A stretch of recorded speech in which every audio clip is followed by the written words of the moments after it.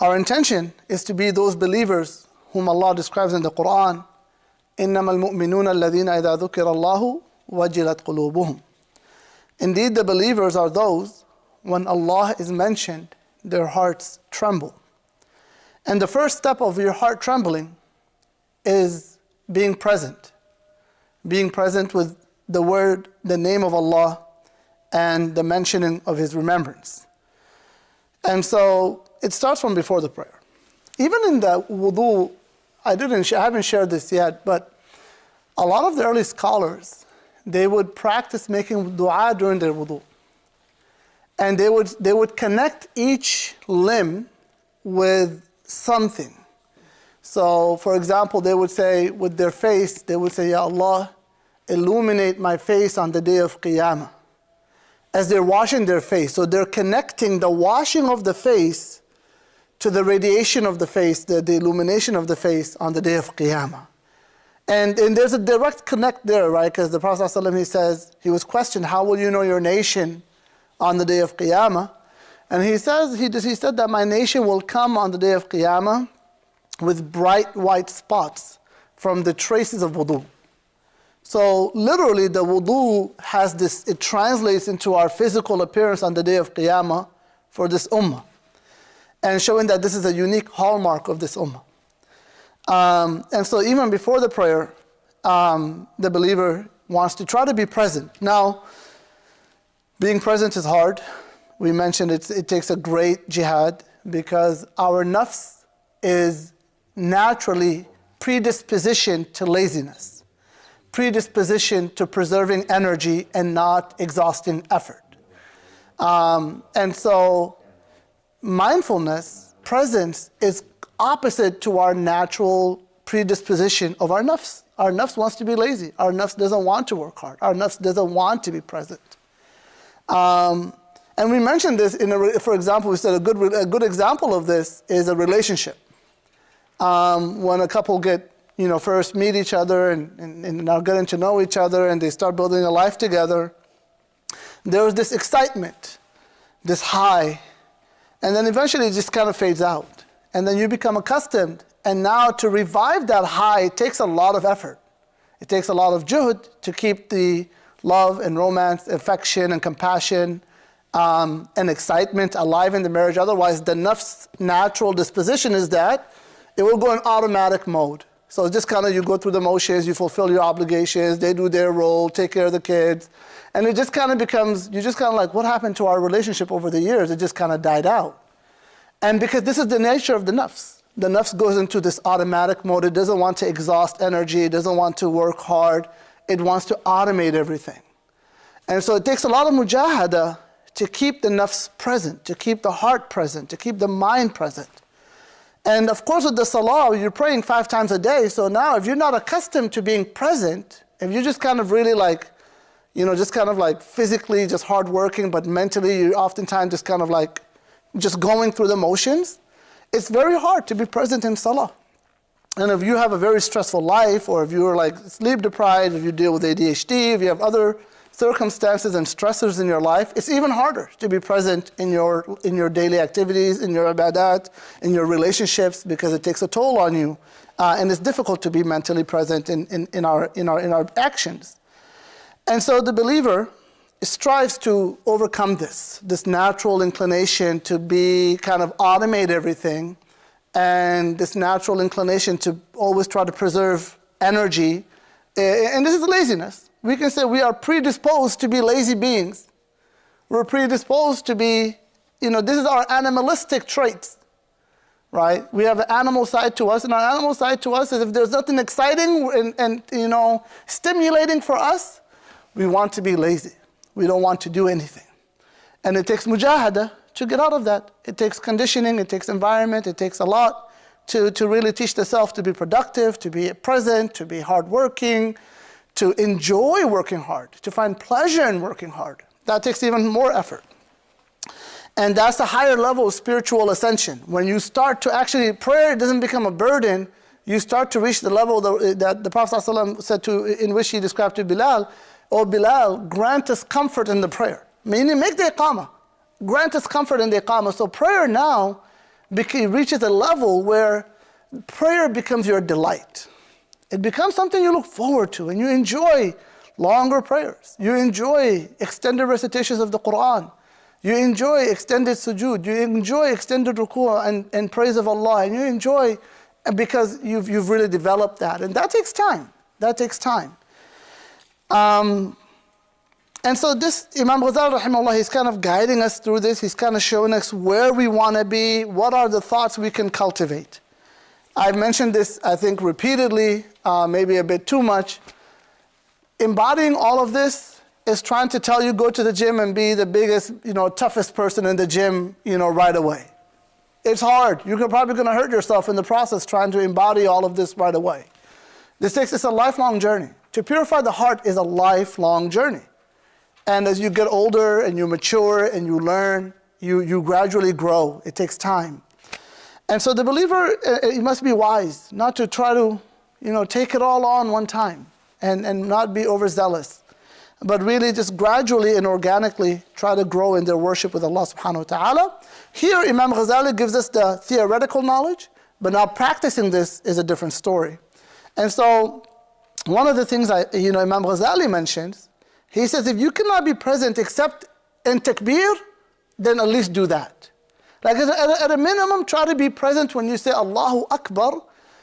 Bring to heart that Allah is truly greater than everything. And you cast everything behind you and you say Allahu Akbar and you submit yourself to Allah. He said, if that's all you can do, let that be your minimum. That was Imam Ghazali's advice, rahimahullah. From my own personal experience, I find that, when you start the prayer, because you're transitioning from outside of prayer and then now you're getting to the state of prayer, the beginning moments of prayer might be a bit actually hard to be present, but as you kind of start your prayer and you're starting to recite Fatiha, you've settled down and you're a bit more present in Salah. So it's actually a little bit easier to be present in the Fatiha than it is to be present in the Takbirat al-Ihram. So that's another place where you can be like, okay, you know what? I want to focus on one thing. I want to develop one aspect of my worship. And that can be, okay, I'm going to focus on my Fatiha. If you want to take Imam Ghazali's step as well, great. I mean, all of this is khair. There's no wrong answer, right? You're just kind of figuring out, just kind of like we said with the gym, you go and you're like, oh, what's the workout that I can do that I kind of enjoy, that's easy for me, not too difficult, but where I'm going to grow and develop, my strength and so on. And so you're kind of looking at these ibadat, you're looking at all the advice and tips and steps that Imam Ghazali rahimahullah is giving us, and you're just kind of like, okay, this is something that maybe I can embody. I can really try to make this a goal and really teach myself to be present in the Fatiha. And then you really are determined to accomplish that. And you're like, okay, I'm going to really be very intentional about my Fatiha. You're not going to get it right all the time. Your prayers are going to differentiate depending on your mood, depending on your day, depending on just a variety of different factors. So your prayers are not always going to be, there might be periods of time where you feel no khushu' in prayer. Right? There might be periods of time where you feel your salah is just like, I'm praying, I'm trying to be present, but it's hard bringing the khushu', the emotional aspect of prayer. And that's fine too. Because we're not praying for the experience of khushu'. We're praying because we are submitting ourselves to Allah. Our submission to Allah is not subject to having khushu'.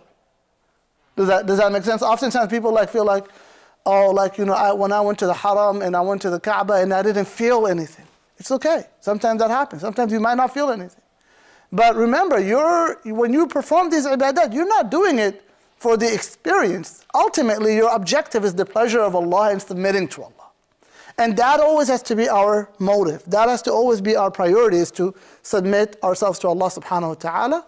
Now, the byproduct of that is you will have these spiritual highs, and you will have the humility, and you will have the awareness, and you will feel good, and you will feel fulfilled. This is from the blessings of worshiping Allah.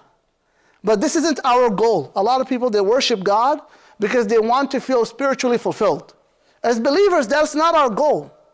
Our goal is not to be spiritually fulfilled as an objective goal, as an independent goal. That's a secondary goal. That's a byproduct of submitting ourselves to Allah. Why? Because our Lord deserves it. It is His right. And we are honored by submitting ourselves to Allah. That is our primary reason for worshiping Allah. La ilaha illallah. Now the byproduct of that is yes, you will have these spiritual highs. You will have these moments of real elevation. You will have your du'as answered. You will have blessings. But these are all byproducts from worshiping Allah subhanahu wa ta'ala. They're not, these are, you can say, secondary goals, but they're not our primary reason for worshiping Allah subhanahu wa ta'ala. So going back to my point, that you might not always experience the spiritual high. You might not always experience the khushu'. You might not always experience the, fulfillment. But remember, you are a servant who is submitting himself or herself to Allah, and that is the purpose. That is the purpose. And the highs and this is dependent on your knowledge, your development, and a variety of other factors. How much knowledge you have, how much you're able to focus, how much, just so many other factors. And we can enumerate them all, but there's so many other factors that can influence this. So, accept it, go with it. It's okay. Some people ask they ask the Shaykh Ya Shaykh, I prayed the Salah, and I was not present in my Salah at all. What should I do? Should I repeat my Salah? No. Khalas, you're done. You don't repeat your Salah. Islamically, in fiqh, you don't. You prayed the Salah, that's it. You don't repeat it. Did you meet all the requirements of prayer? Did you? You had wudu, you faced the qibla, your awrah covered, all the requirements have been made. It's a valid prayer. Khalas, move on. Inshallah, the next one, make it better. And so on and so forth. So you're not always trying to make it perfect. It's okay. Sometimes it'll be tough. There'll be those rough days, those rough weeks maybe. But you're striving and you're working and you're always trying to get better. And that's kind of the attitude of the believer. And that is how we worship, we approach the Salah. We're not trying to get it perfect, but we have a goal, and we are definitely focused on attaining that goal, such as, for example, Fatiha, and having khushu' and Fatiha, such as maybe prolonging our sujood and sunnah prayers, maybe witr, reading out loud and beautifying our voices. Maybe we have some of these goals and we try to embody them, but it doesn't mean you'll do it all the time. It doesn't mean you're going to be perfect. You're going to have highs and lows. Shaykh, when you have your lows, you don't abandon the 5 prayers. That's the most important thing. When you have your lows, do not let your lows go below abandoning the 5 prayers. We all have lows. We all have those times where you're just to pray is already a big jihad for me. That's fine, right? You just go through that. You let that go. And you embrace that. You don't try to push yourself, because your nafs, if you push it too hard, it will break. And then you'll just you'll leave the path. The Prophet ﷺ, he said in the hadith we shared before, Inna hada deen mateen. Indeed, this religion is heavy, it's solid. Mateen is something like really solid and condensed. And so he said, Inna hada deen mateen, fa'awghilu fihi birifq. Enter it or approach it with ease, with gentleness. And then he said, indeed, he gave the example of a traveler who has an animal. And he said, the animal that's mentioned, like an animal that the rider overuses to the point that his animal kind of just collapses. And so he said this person didn't benefit from their animal, nor did they reach their destination. Why? Because they pushed their animal too hard. The analogy is yourself is just another animal. We are animals, right? We're social animals. We're intelligent animals. So if you push the self too hard, what happens is the self will rebel. You'll go through depression, you'll go through anxiety, religion will be triggering for you because you push yourself so hard, and it wasn't a great experience, and it was really mentally you had a lot of mental anguish, and now it's like, you know what, I want to keep, coming to the masjid doesn't really look too attractive anymore. Now you're filling off the path completely, right? And so you don't want that. So you push the self, but you also let the self go to its lows. You let it rebel sometimes. You let yourself enjoy the permissible things. You indulge yourself sometimes. That's completely fine. But then you recuperate, you gather yourself, and you get back on the path, and you continue the journey. And that's the mujahada. The inner struggle is this consistent battle. It's never perfect, right? It's never perfect. Very few attain that level of perfection. And so we're not aspiring to be perfect, but we're aspiring to continue struggling, asking Allah that He takes our life in a state of striving, in a state where we are pursuing Him, that our life ends in that way.